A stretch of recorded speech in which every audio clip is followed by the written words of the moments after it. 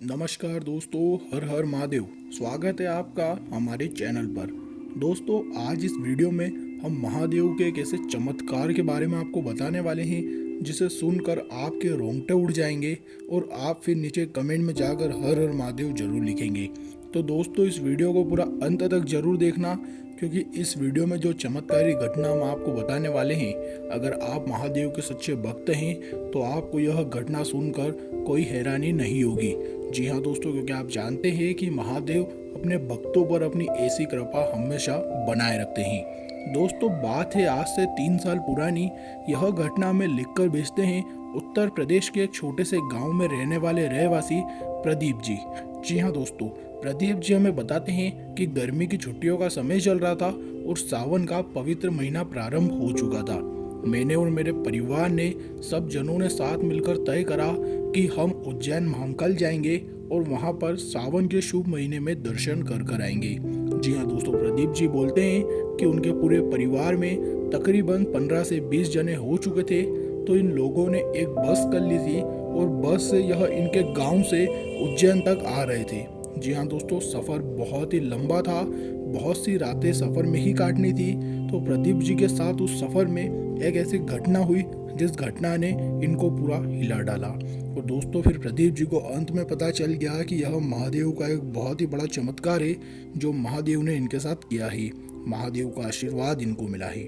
दोस्तों, होता है कुछ यूँ कि जब यह बस से इनके गांव से निकलते हैं तो एक दिन का सफ़र तय कर चुके होते हैं। रात को भी सफ़र करना बहुत ही ज़्यादा आवश्यक रहता है, क्योंकि जल्दी पहुंचना रहता है।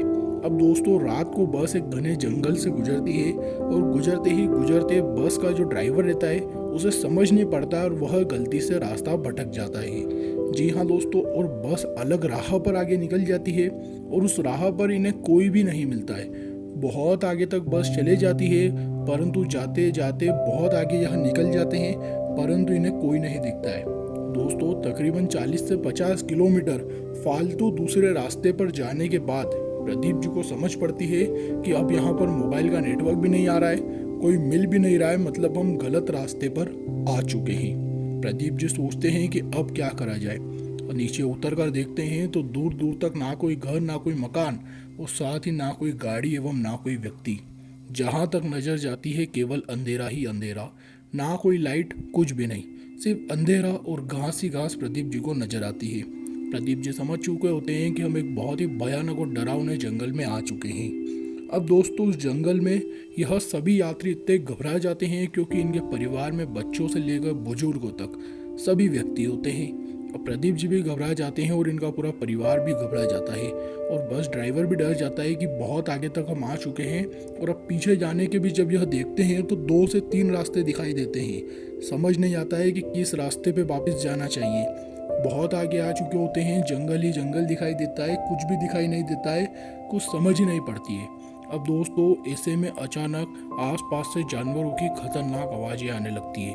अब दोस्तों, ऐसे में यह सभी यात्री और ज़्यादा डर जाते हैं और दोस्तों, पता नहीं अचानक कहाँ से बस के ऊपर एक पत्थर आकर गिरता है। बस की छत पर अचानक से एक इटाड़ी जितना बड़ा पत्थर आकर गिरता है, जिससे कि यह सभी तो इतने ज़्यादा डर जाते हैं कि मानो प्रदीप जी समझ जाते हैं कि अब लुटेरे हमें लूटने वाले हैं।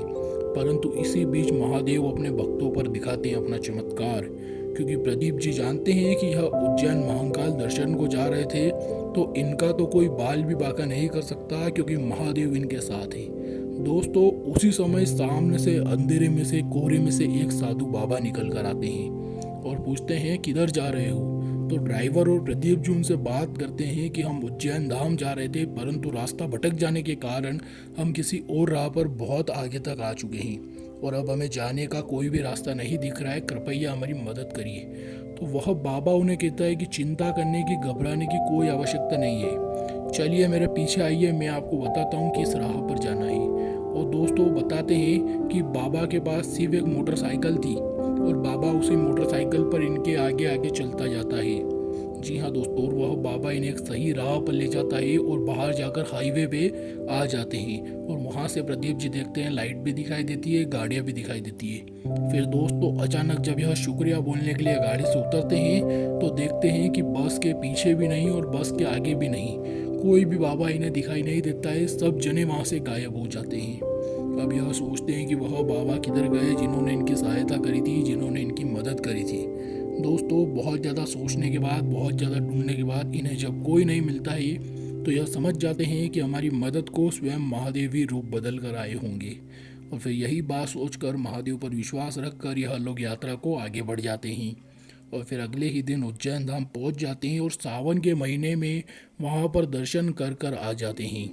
तो दोस्तों इस घटना को सुनने के बाद हमें तो बहुत हैरानी हुई और साथ ही यह भरोसा भी हुआ कि महादेव का ही यह चमत्कार हो सकता है, क्योंकि महादेव ही अपने भक्तों की सहायता करने के लिए कभी भी, किसी भी समय, किसी भी रूप में आ सकते हैं। दोस्तों आपको इस घटना को सुनने के बाद क्या लगता है? आपकी राय सुनने में हमें बहुत अच्छा लगेगा, इसलिए आपकी राय हमें नीचे कमेंट में ज़रूर बताइएगा। और ऐसी और भी चमत्कारी घटनाएं सुनने के साथ हमारे चैनल को सब्सक्राइब जरूर करिएगा। धन्यवाद।